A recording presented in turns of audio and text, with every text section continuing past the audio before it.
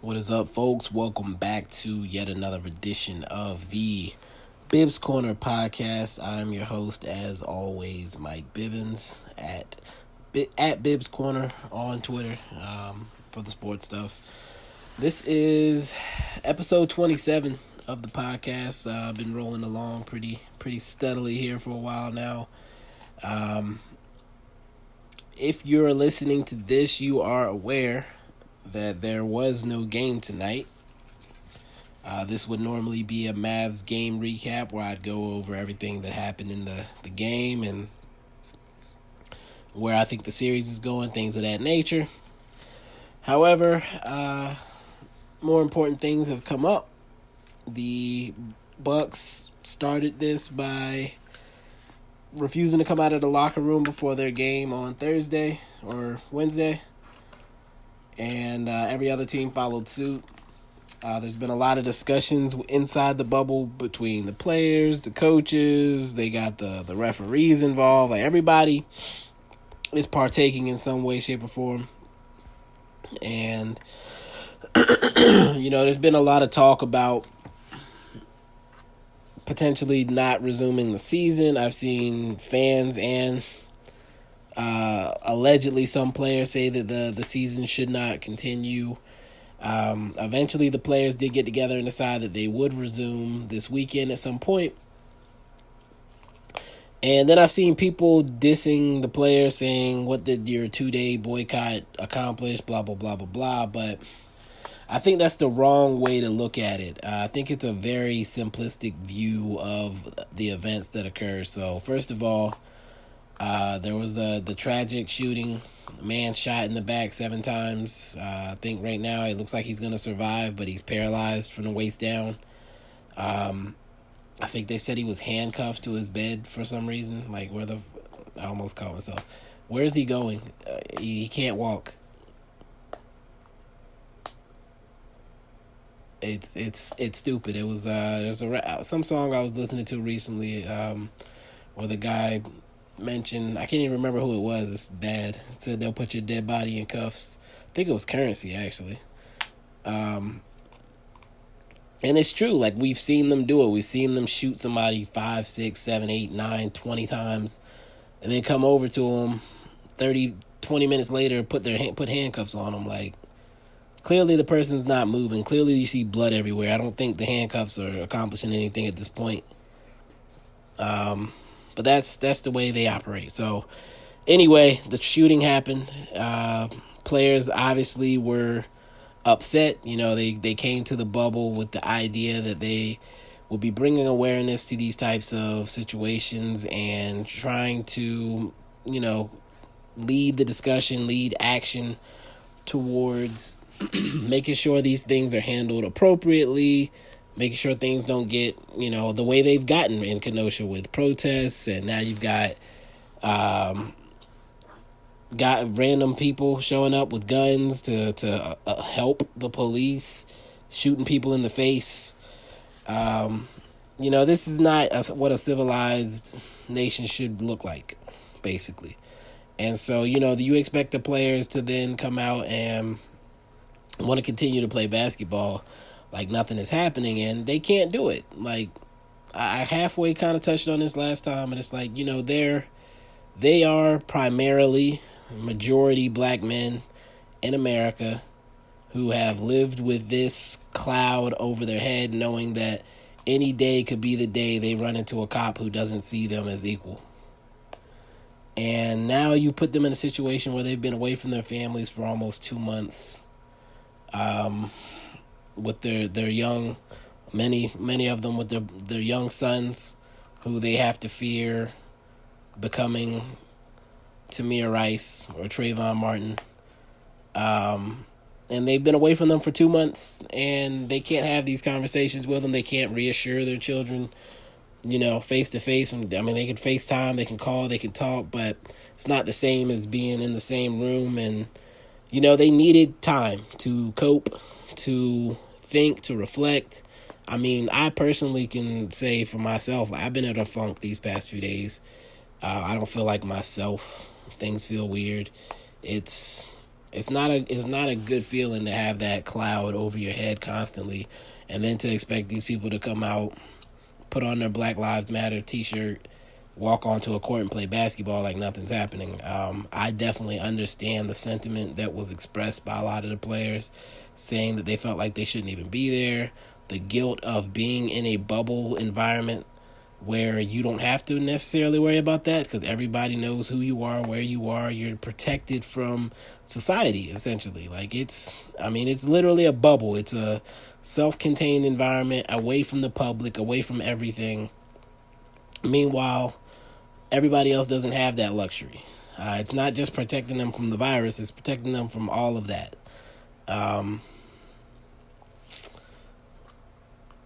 It's understandable why they would need time.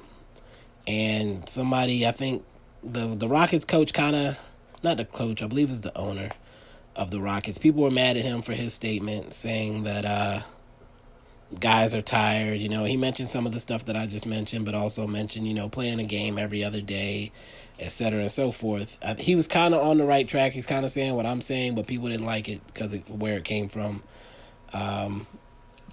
They didn't feel that he was being sensitive to the actual issues he was focusing on. He mentioned like the business aspect of it, which wasn't necessary, and it took away from what he was trying to say. But at the end of the day, these players took the past two days. I believe they're also going to take tomorrow. Tomorrow being Friday. You might be listening to this on Friday or even later, since these seem to get residual later plays. But they took, Wednesday, Thursday, and they're going to take Friday to regroup, regather, make sure that they're focusing on actionable things that can be done to help versus being symbolic and making the gestures, which is what we usually get from politicians and public figures. A lot of, we're going to do this, we're going to do that, or we can't do this again, etc. and so forth. And none of that ever comes to fruition. None of it results in actual policy changes or pushing to get the bad apples out of the bunch. No actual policies come into play from that. So that's where the players' heads were at, is like, we're down here doing these symbolic gestures and nothing's changing. So what did they do? They got on the phone with leadership. They got on the phone with owners and basically said, we want to see tangible change. That was kind of, like I said, that was probably what they were doing. When people said, why are they just taking a couple of days and coming back? Like, what did they accomplish? The point wasn't to just boycott. The point was to make sure that they could take some time away from basketball to really have real discussions about what could actually be done in a tangible fashion to help. The owners pledged, I think, $300 million over the next 10 years to help, and the players said, that's not enough. We need more.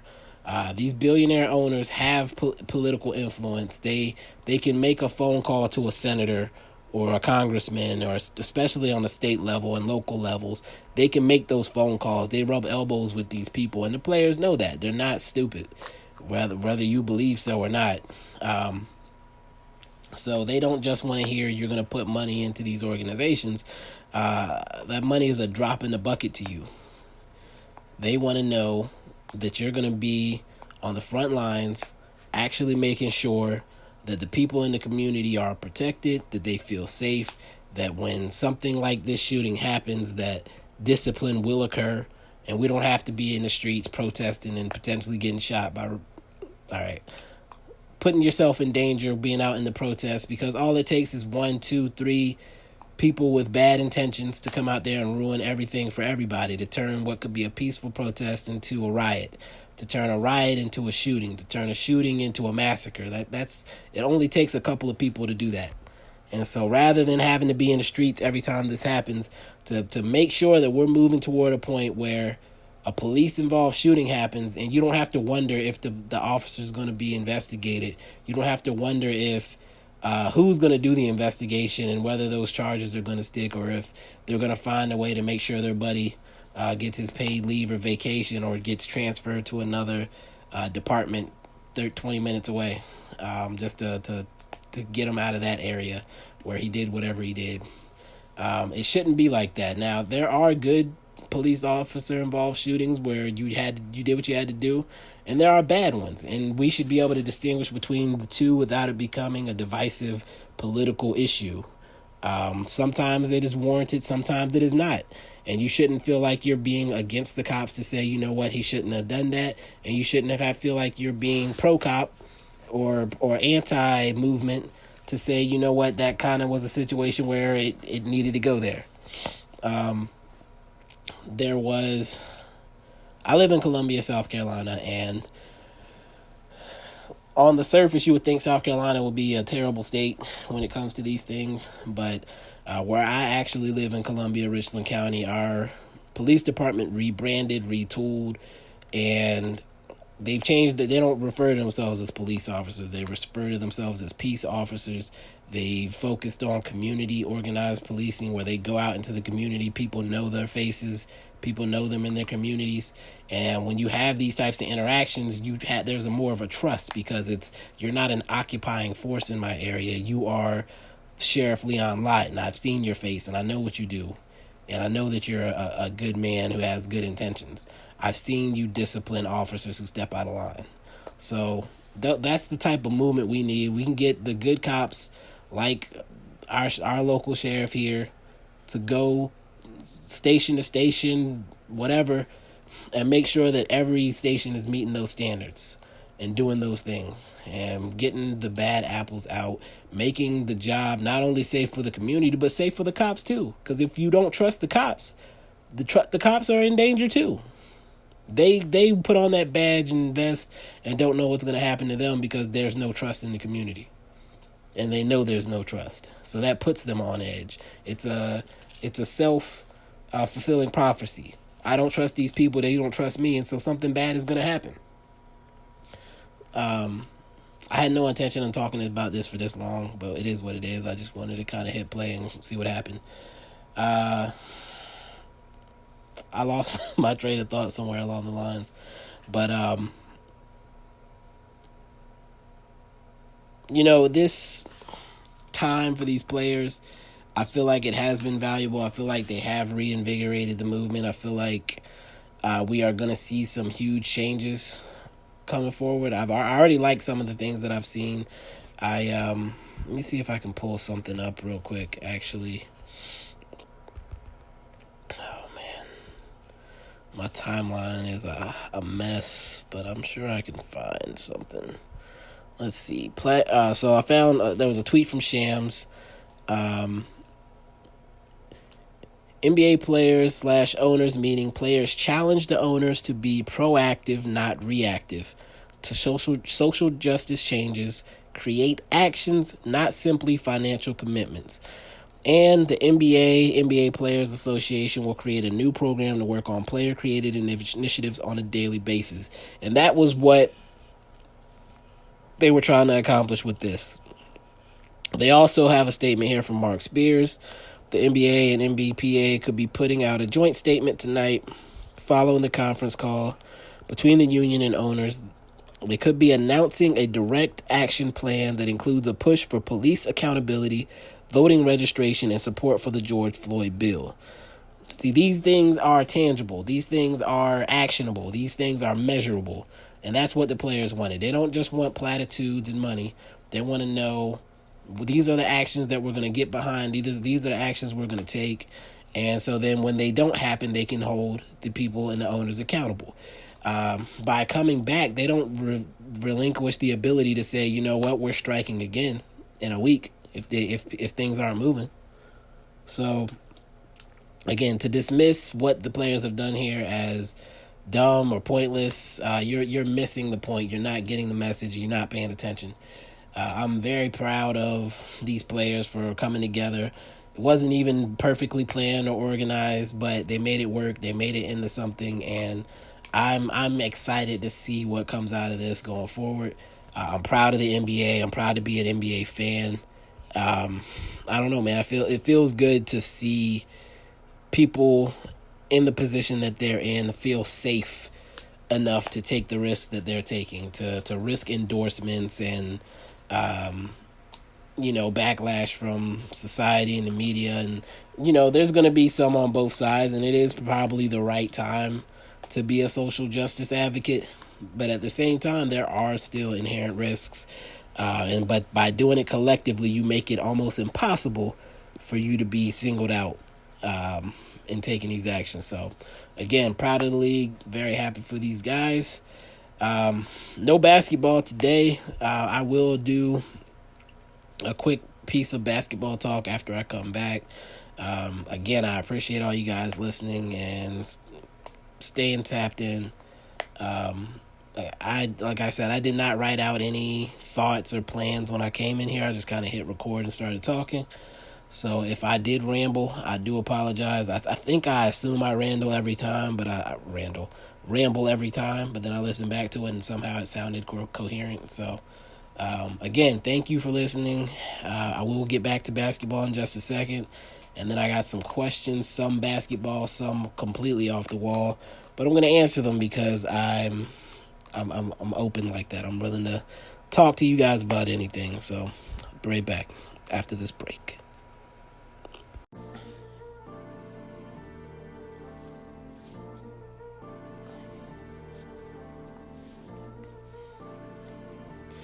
All right, folks, welcome back, and we're going to get right back into basketball talk finally. I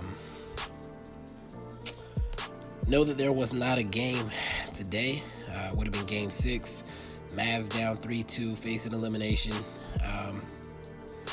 The extra time off, it looks like right now we're potentially going to be playing on Sunday. So the time off actually ends up helping the Mavs, I believe. The Clippers weren't dealing with any real injuries. The Mavs were. Between Luka's ankle getting a few extra days to rest up and heal, KP's sore knee getting some extra time to heal, Dorian Finney-Smith's hips, whether they're lying or not, getting some extra time to heal. It's all positive for the Mavs, in my opinion. The Clippers had all the momentum after that game, probably feeling really good about themselves. They were actually one of the teams, allegedly, that said they did not want to resume. They wanted to end the season. Now, I think it was Terrence Mann who tweeted that Shams and Woj needed to stop capping. So that could have been what he was talking about. And for those of you who don't know what that means, basically lying, making things up. So that could have been one of the things that was being referenced with that tweet. We don't know. But if the Clippers were willing to walk away, you have to wonder where they're at mentally. I feel like it almost comes out as a series reset. We're down, we're facing elimination, but I think it kind of gives us a reset and, again, gives us time to rest. I think the probability of Porzingis playing in Game 6 has increased. What it is now, I don't know. Maybe it's 75% versus 50%. We'll have to see. My feelings about the series have not really changed. I said previously that if KP played, I liked our chances. If he doesn't, I don't. And that's pretty much where I stand right now. It's hard to look at it any other way after that last game. We got completely mollywopped from start to finish because we were too small. They knew we were too small, and they took advantage of us being too small. Throughout the first few games of the series, it felt like they didn't know how to play against us for some reason, and allowed us to play to our strengths, played right into our hand, in a sense, tried to just outshoot us, outscore us, and that'll work every now and then because we definitely don't play much defense, but it's not the most effective way to beat us. If you beat us up, then you can start outshooting us. And that's what they did in the last game. I just laid down. I don't know if y'all could tell. Wanted to relax. These sinuses are really bothering me these days. It's really annoying. I don't know why or where it's coming from, but It is what it is. It's adding to the way I'm feeling. When I mentioned earlier, I was kind of in a funk. I got too much going on right now in my world. But yeah, it's that game feels like it was so long ago right now. That blowout loss feels like it was so long ago right now that like I said, it feels like a reset now. It feels like we almost have a clean slate. Obviously, again, we're facing elimination. We can't lose, and we have to win 2 games. It's kind of the position that the Grizzlies were in against the Blazers the other week in the play-in game. That's kind of where we're at. We're in a play-in game. We win one, and we could force a game 7, and winner goes to round 2 to face either Denver or Utah. Utah was hooping, but man, Jamal Murray does not want to go home. Man is determined to stay in the bubble. Oh man. And it's just crazy how lopsided all the Eastern Conference games were. All right, I'm getting off the topic. I don't have much to say about basketball since there was no game. I guess I should move on and knock out these questions and keep this podcast short. Let's do that.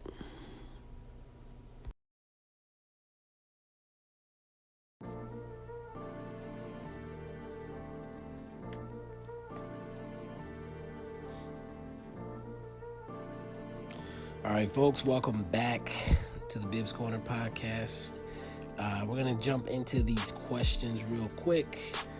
If you noticed during the early parts of the podcast that I caught myself almost dropping some F-bombs earlier, I guess that's what happens when you've been listening to Bill Burr for like 2-3 days straight. I've been listening to his podcast, and it's pretty all right. He seems like a cool guy when you get down to it. All right? Just says the F word a lot. And laughs at himself maniacally. Anyway, Bill Burr, cool comedian, love him. Listen to his podcast. He gets really weird on there sometimes, but I try to listen to it because he's also doing a solo podcast. I think his wife walks in a lot, but other than that, it's just him. So try to feed off of that energy a little bit without turning in Bill Burr. Oh, Billy Burr. All right, let's get into these questions. I'm in the wrong notes. I was like, what am I looking at? Bear with me. I'm having a rough time here. All right. First question is from Mavs Mani AAC 84. He said, all right, Mike, this might be a tough one or a very easy one. Best movie, can be a big budget or indie, that I've watched so far this year. And so I'm going to take that question literally. And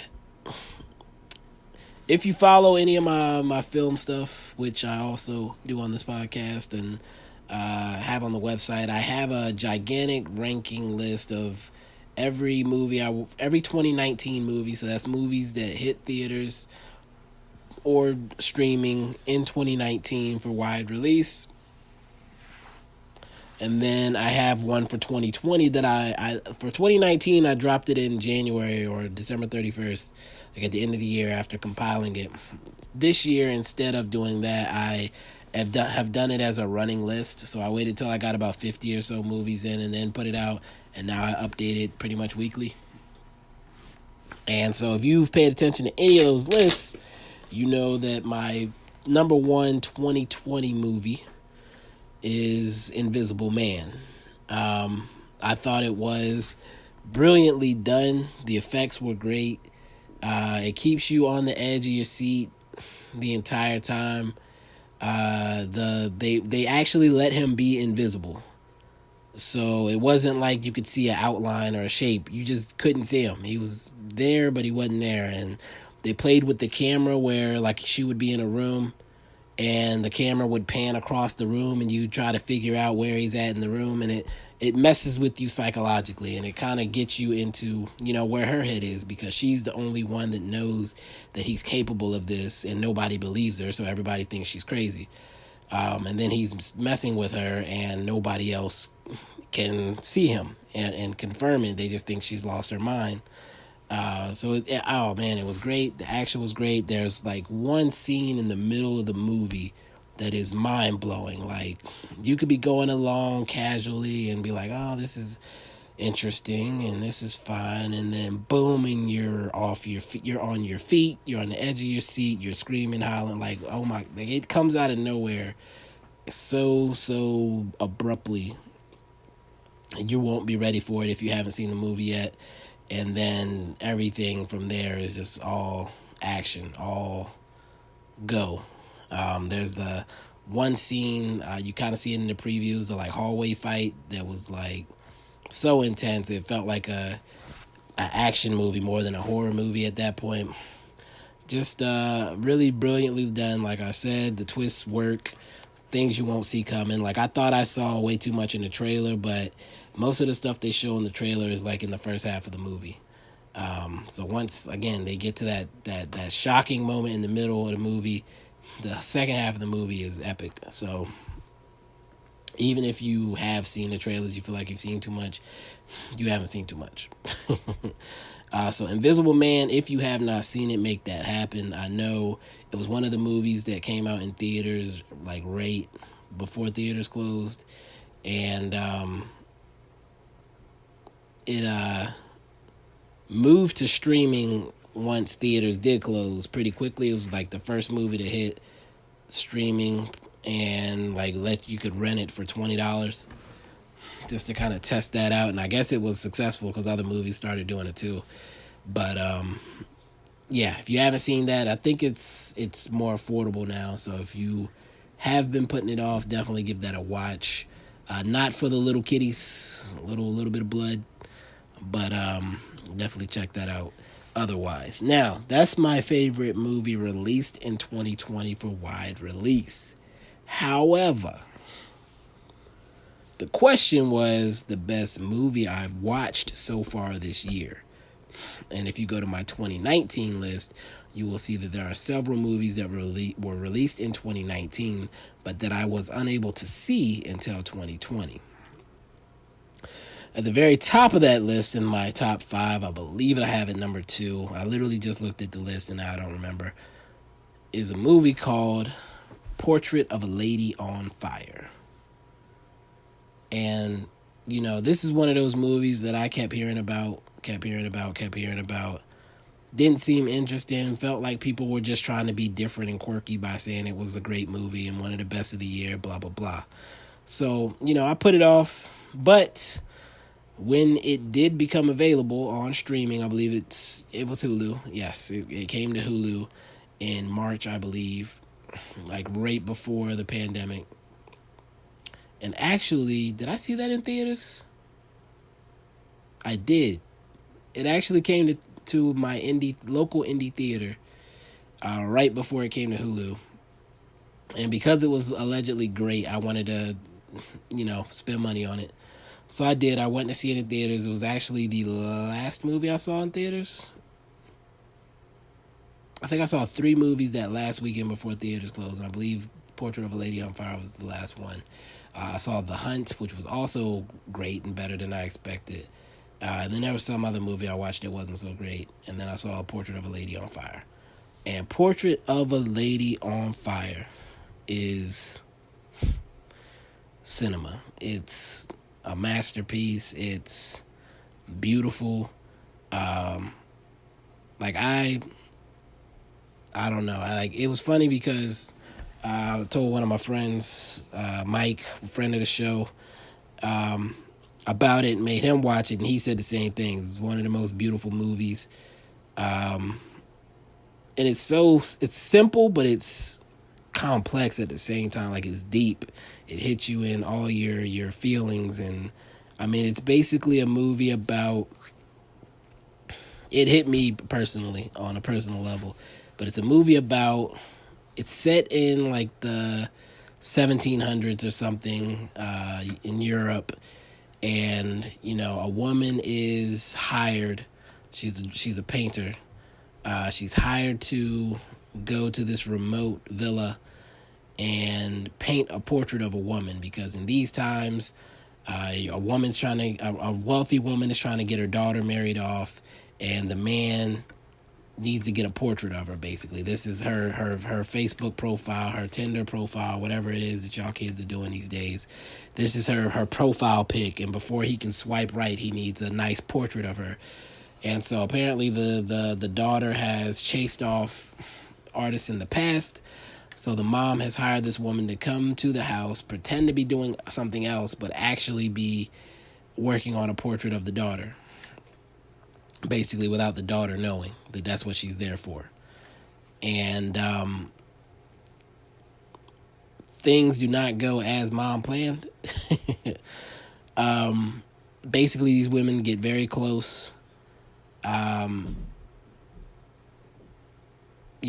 Very, very close. And, the daughter basically reveals she is not interested in being married off. And just watching them take this journey together, basically, of being women in a time where it's not great to be a woman, basically. And they touch on a few different topics of women and their agency and being able to control what happens to them, and not being able to control what happens to them, really. And without spoiling the entire movie, it's a great movie. Like I don't even, it's probably one of the best romantic movies I've ever seen. I'm not a big romance person, so you have to take my word for it, but it's not even about the romance angle itself. It's about the way they address the topic of love, and specifically love that can't be pursued, basically. Like, it's there, but it's not going to work for one reason or another. Again, beautiful movie. That would be the best movie that I have watched in 2020. And I'm glad it was the last movie I saw in theaters before the pandemic hit. I am not sure what the first one's going to be when I go back in for 3 weeks. Because I said a month. I'm going to give it a month. Make sure there's no gigantic outbreaks in theaters, and then I'll check it out. So right now, we're a week in. So far, I haven't heard about any large breakouts in theaters, so we're gonna wait. I mean, we don't know for 2 weeks anyway. So I'm going to give it 2 weeks to see if there's anything, and then an extra 2 weeks just to make sure it wasn't a fluke. But yeah, best movie I've seen released in 2020, Invisible Man. Best movie I've seen in 2020, Portrait of a Lady on Fire. Highly recommend both. And if you want to tell me I'm trash for recommending those movies after the fact, then feel free to do so. I stand by my word. Wow, I took 10, 15 minutes on that question? That was 11 minutes. All right. Next question comes from a risky individual by the name of James D. Grambo. And he asked if I could stone cold stunner one historical figure without repercussion, who would it be? And, on the surface, it feels like that should be, it's Hitler, blah, blah, blah. That's too easy for me. I wanted to do some research on different things and topics to try to be extra deep, but I don't think that's necessary. I want to go to the person they told me started it all. And that person sailed the ocean blue in 1942. Christopher Columbus. That prick. And, I would stone cold stunner Christopher Columbus. I would grab his head very tight and jam it into my shoulder jam it into my shoulder with the intent of caving his face in and ridding the world of an atrocious human being. And if you don't know about Christopher Columbus, feel free to @ me on Twitter, and I will be glad to fill you in on why Christopher Columbus should not have a holiday, should not be celebrated, and should not be taught in schools. never set foot in America for one, and was a horrid murderer and rapist for two. If you need details, again, hit me up. So, yeah, old Christopher Columbus would be the answer there. I actually just got a question in. It kind of threw off my train of thought there. Blah-de-blah. Okay, we'll do that. All right, so the next question on the docket comes from _3 Allen. And he asked, why does everyone hate Lakers fans? But then he said, nah, here's my real question. And he asked me to try not to be biased. He said, 04 Pistons versus 2011 Mavs. Who wins and why? How many games, etc., and so forth. So rather than just answer the question off the cusp, I wanted to do a little bit of research. And what I did was I went back to 2004. And the first thing I did was look at the Pistons versus Mavericks games. But I realized after doing the research that Rasheed Wallace was not on the team at the time that the Mavericks played the Pistons. They split the games, each team won at home, but I didn't want to go by that. That didn't matter to me because Rasheed Wallace is the key. I wanted to see how Dirk played versus Rasheed. So what I ended up having to do was figure out where Rasheed Wallace was. He was actually traded twice that year. Started out in Portland, and he actually played Dirk 3 times whilst in Portland. So, with that established, I went to the 3 Portland versus Dallas games, the third of which Dirk had 32 points, 7 boards, 6 assists, and Rasheed had 24 points, 4 boards, 5 assists, 3 blocks. Rasheed was -9. Dirk was, what was Dirk? +7. Of course, Dirk is the only holdover, so that's just kind of me trying to gauge where they were at. So that was one game. Dirk kind of got the best of them by a little bit, but both had pretty solid games. So then I went back to the other games. That game was like right before the trade, by the way. That was in January. I think it was traded the next month. I went back to the previous game, which was in December of 2003. And in that game, that was a weird game. Dirk played 42 minutes. He was 3 for 12. He had 6 points. 6 points, 9 boards, and 5 turnovers. So I was like, whoa, Dirk got destroyed. Then I went and checked Rasheed Wallace's stat line. He actually had 5 fouls, only played 20 minutes. He was 3 for 9.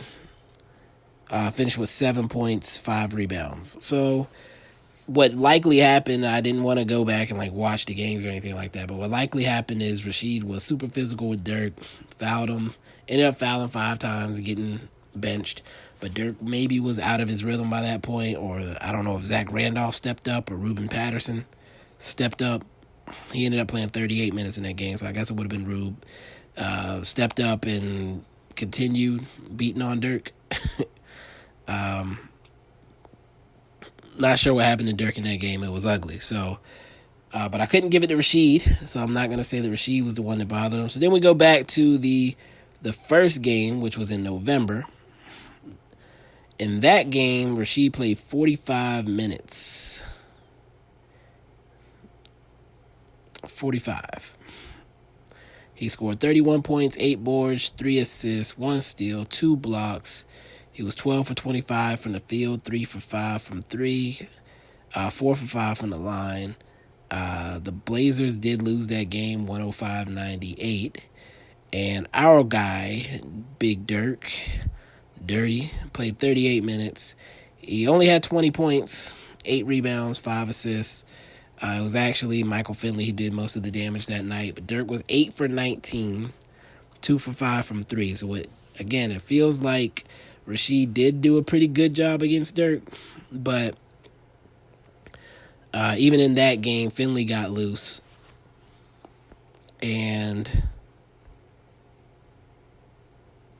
did most of the damage. So It didn't end up costing the Mavs that game. But again, I only wanted to see that just to kind of get a feel for how Dirk played against Rasheed. So first game, Dirk played okay against Sheed. Second game, Dirk was bad, but Sheed was also in foul trouble, so I can't really give it to him. And then third game, they kind of had a shootout. Dirk, again, 32, and Rasheed had 24. So I would say we'll probably go back and forth between Dirk and Sheed. So then let's look at the rest of the teams, right? The rest of the team for the Pistons that year, Richard Hamilton. And I want to go by the playoff numbers. I don't want to go by the regular season. So in the playoffs, Richard Hamilton was on fire. He was scoring 21 points a game. Ben Wallace averaged a double-double, 10 points and 14 boards, 2.5 blocks. Chauncey Billups was averaging 16.6 assists. Rasheed Wallace only averaged 13 points a game in that playoff run, which sounds weird. 13 and 8 with 2 blocks a game. Tayshaun Prince was averaging 9.9 and 6. They weren't getting much off the bench. The key bench players were Corliss Williamson, Lindsey Hunter. Corliss Williamson was averaging 6 points a game for reference and 2 rebounds. Lindsey Hunter averaged 2 points a game in 12 minutes off the bench. And Mehmet Okur was averaging 3.7 points, 2.8 boards in 11 minutes a game off the bench. Fun fact, Mike James was also playing about 9 minutes a game, and Eldon Campbell was the other. So none of these guys were lighting it up.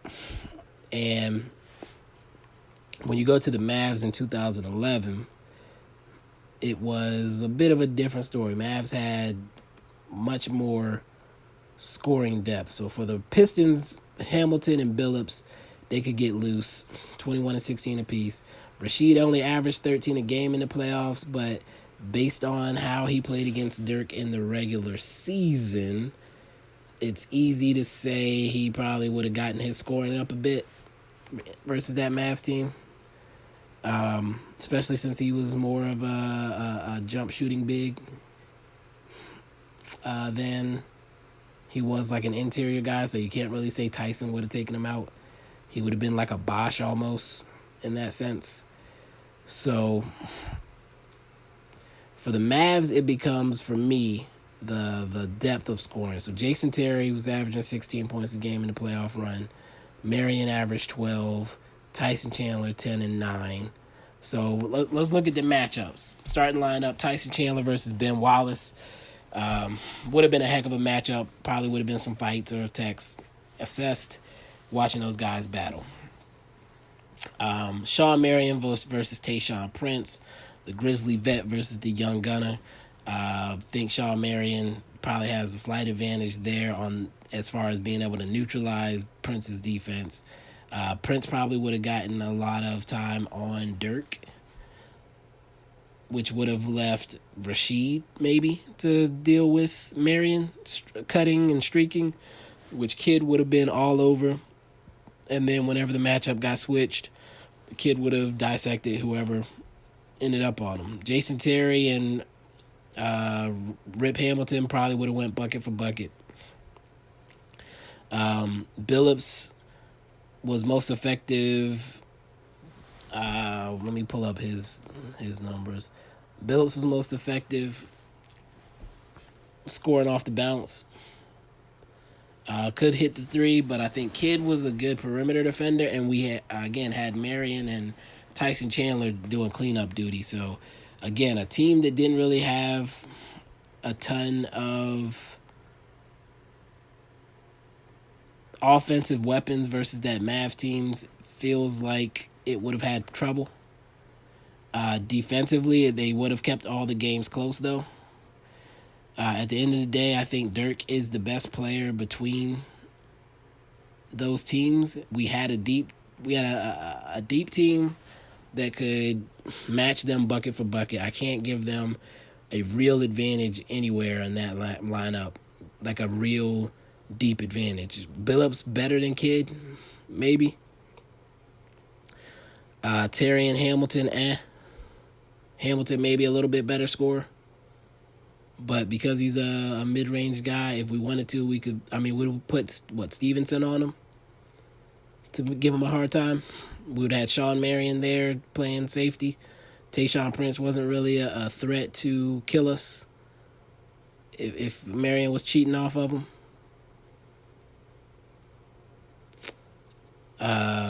Tyson Chandler would be able to come up a good bit. Dirk could even cause Ben Wallace problems if on a switch, or not necessarily a switch, but like let's say Tyson had to step up to challenge a Rip Hamilton shot off a pick and roll. Like Dirk could rotate and get in Ben Wallace's way before he could get a lob dunk or whatever the case may be. I would have to take the Mavs in 6, in my opinion. I think the Pistons would be able to pull it out in the first couple of games at home. But I would have to take the Mavs in 6. I just think they had too much firepower, too much depth on that team. JJ Barea off the bench. Peja Stojakovic off the bench. Brendan Haywood to back up Tyson in case Tyson got into foul trouble. Minute by minute, he was almost averaging a double-double off the bench as well. I mean, if you stretch him out to a per 36, I should say. He was averaging 9 and 10 on a per 36 basis. So, I mean, we just had a lot of different things we could throw out there and cause problems and match them player for player.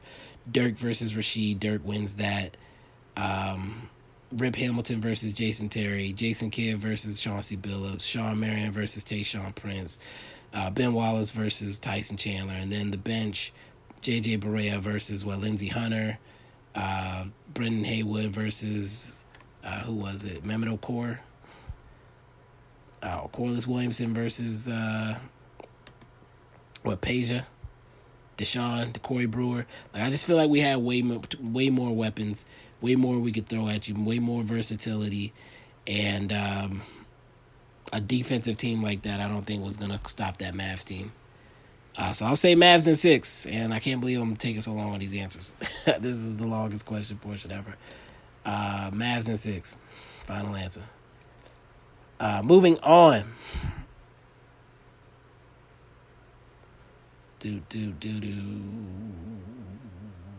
I skipped a question. Jay Montelli said that his new question, after the Mavs win Game 6, how many points do they win Game 7 by? And if you recall, Jay Montelli is the guy who asked me, at the beginning of the series, how quickly we would beat Denver or Utah after we got past the Clippers. And at the time, I laughed and said that I'm not answering that question because I'm not getting ahead of myself. Apparently, that was a politically correct answer. I don't believe it. I think you got me mixed up a little bit. So that was not me being politically correct at all. I am superstitious. So if I go on the record in a strong way and assuming what's going to happen, if it doesn't happen, I'm going to feel guilty. So that's why I will refuse to act like the series is over and the Mavs have won. So I'm not going to do that. Again, KP plays. We look good for Game 6. KP doesn't play. We don't look so good. And that's as much as I'm saying there. And I did skip that question earlier. I'm glad I went back to it. Next question comes from Mr. MFFL7741. He said, do you think the players boycotting will help change long term? I feel like they would need to do it for like a full season to really send a message. So again, that's part of what I addressed in the beginning of the pod. I don't think it was about the boycott. I think it was about taking the time to make sure that they are doing something tangible to help the situation. A boycott in this case is more of a symbol, whereas they're talking about legislation now. They're talking about community initiatives. They're talking about voter registration, things like that. Like, they're talking about actual actionable items. They took a couple days to start making sure those things started moving, the wheels started turning. And I do believe that these past couple of days have been beneficial, fruitful, have helped re-energize a lot of the thinking around the moves that need to be made. I think that it has gotten the owner's attention and thinking like, wow, the players can do this at any time on a whim. Realizing they don't control the players anymore. I think somebody mentioned the movie High Flying Bird, which is a Soderbergh film, apparently. I think I kind of knew that, but I honestly, I mean, I'm a movie person, but I don't care too much for directors to that degree, to the point that I know all of them. I mean, but he made the film High Flying Bird, which was actually a pretty good movie. I enjoy Melvin Gregg. I feel like he's now being typecast as a basketball player. But basically it was, I think the league was in a lockout of some sort, and the guy, the agent wanted the players to realize how much power they had and that they could make their own product and people would come to watch. Like they could start their own league type of thing and people would come watch. And just remembering that at the end of the day, the structure doesn't control them or hold them. And in a situation like this, and the only reason they were able to do it was because of the strike or the lockout.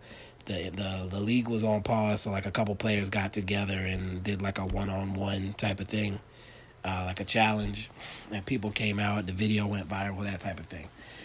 So what we've seen these past couple of days is the players kind of showing like, hey, you don't control us. If we decide we're not playing, you can't do anything about it. And that's what they did, and they got people's attention, clearly. We're talking about it now, going on day 2, going on day 3 tomorrow.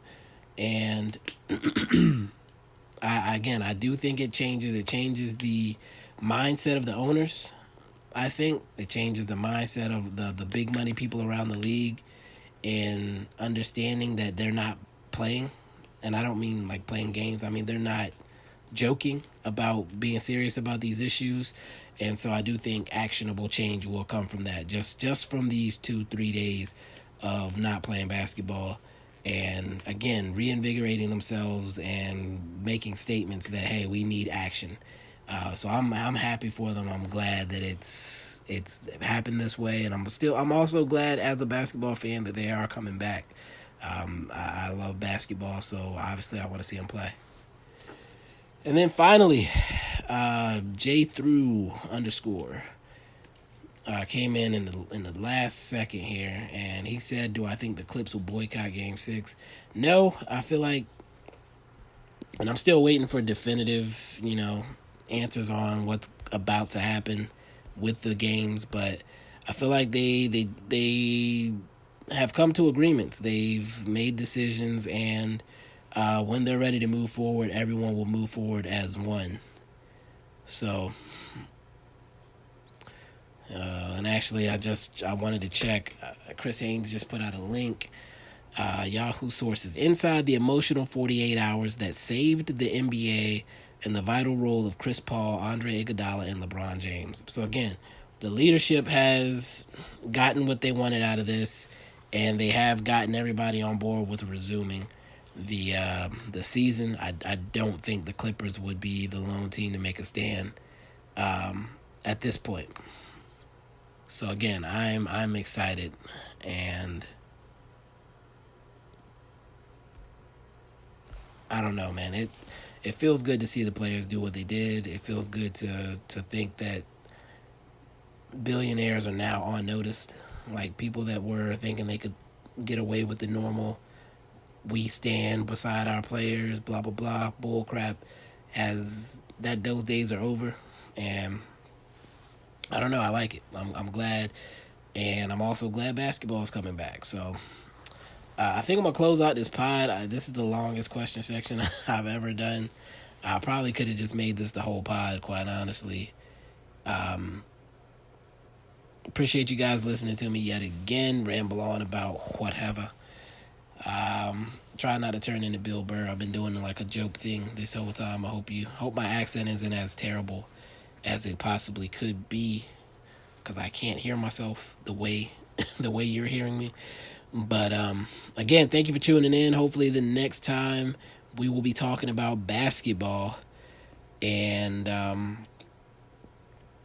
Again, I hope if I put you off by talking about these issues, then I'm not sorry. This is now part of the game. It is part of the conversation, and as a black man in America, I would be remiss if I did not address it. I'm gonna go ahead and sign off. I'll catch you guys later in the week.